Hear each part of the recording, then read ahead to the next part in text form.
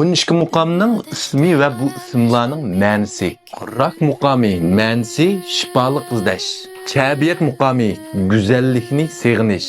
Mushavirak muqami mungdishish, paranglashish. Chargoh muqami güzel hayat izlash. Panjigah muqami ulug' yuksaklik. O'zhal muqami ahvollashish. Men eng amraqda shu o'zal muqamiga. Ajam muqami ona vatanni suyish. O'shaq muqami aşıqlar sevgisi.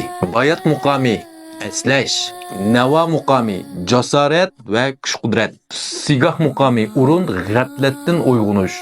Iroq muqami daryo suyuning bulquni. Hamda 12 muqam deb uzundan buyon anglab keldik, biroq bu muqamning ismlarini asosan esimizdan chiqib qolgan.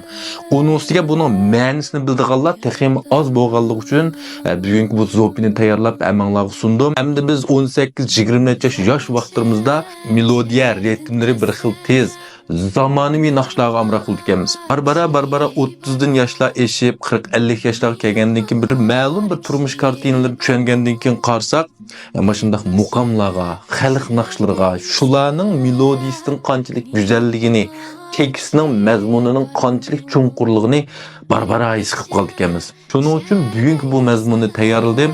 Yoqtirgan do'stlar birdan yaxshi yurakni aymay do'stlaringlarga texim ko'p fo'nshan qilib qo'ysanglar, texim ko'p kishilar 12 muqamning ismi va ma'nosini bir mush zopin orqali qo'sma bir bilib qolsin. Hammanglarga rahmat. Unda esa tövanda bir qaysi muqamni chalay bir pinglovchiga talab qilinglar, bir ravrish bir yangi turib, dutarni qo'lga tupirib turib chepray. Rahmat.